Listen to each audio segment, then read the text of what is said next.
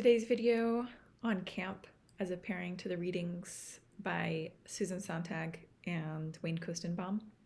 So I'll go in reverse order. Wayne's work I had read when I was in grad school in Iowa, and then he came to a reading at Prairie Lights Bookstore, which is a delightful little cafe bookstore where a lot of authors would come and read. And he read from his pink trance notebooks, which I highly recommend. He mentioned, or they were mentioned in the Extremes of Disorder essay that we read for this week. And they're basically, just in case you didn't read that essay yet, or to remind you, they're notebooks that he writes in trance of his own thoughts, and basically just put pen to paper and just write what comes to mind and associations. And so for that reason, they're often without narrative or non-chronological, and sometimes a little esoteric and hard to follow the line of thought, but delightful and hilarious and full of his memories and strange associations.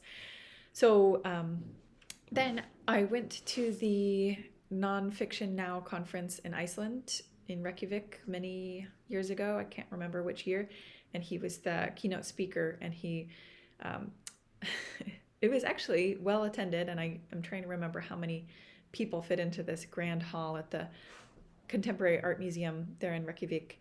And he strode up to the stage wearing many different forms of pinstripe, lots of different stripes and polka dots. So like polka dot tie, striped jacket, striped pants, polka dot cuffs. I don't know. There's a lot of patterns going on in pink and black, pink, black, and white.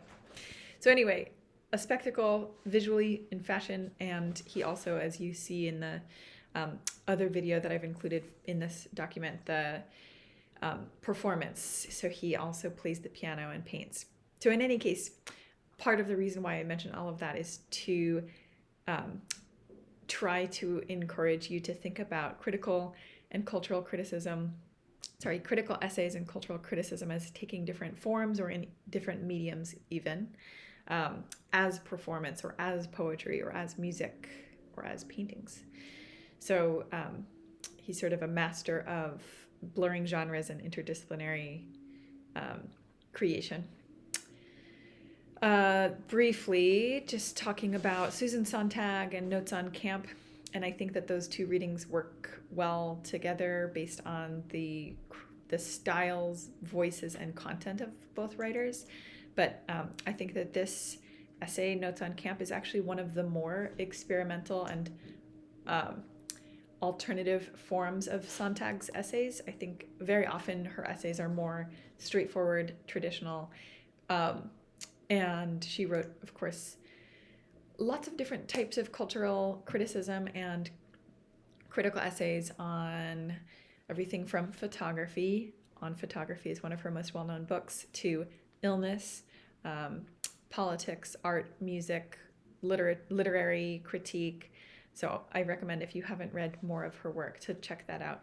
On Photography, I think is celebrated and most well recognized partly because it is concise and in some ways accessible in the sense that it's a very distinct, clear subject that she analyzes or consults a lot of different sources about photography, and also different, she posits a lot of different theories about photography. And I mentioned, I think, to Dexter in one comment in one of the documents about the nostalgia of black and white photography. And so if you're looking for an inroad into Sontag, that might be a good place to start. I also, if you already are a Sontag fan, I recommend checking out work by Sigrid Nunez. I hope I'm saying her name correctly, who dated Susan Sontag's son, David Reif. I think I might be messing both of their names up, but let me just check really quick. Yep, Sigrid Nunez. And, I got it right. Just checking. Sigrid Nunez wrote stories and also a book about spending time with Susan Sontag through association with Sontag's son.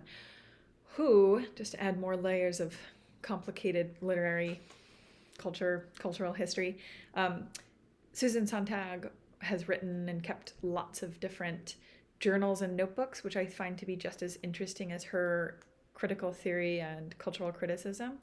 And then her son, after her death, edited a second volume. So there's 2 volumes of her journals and notebooks.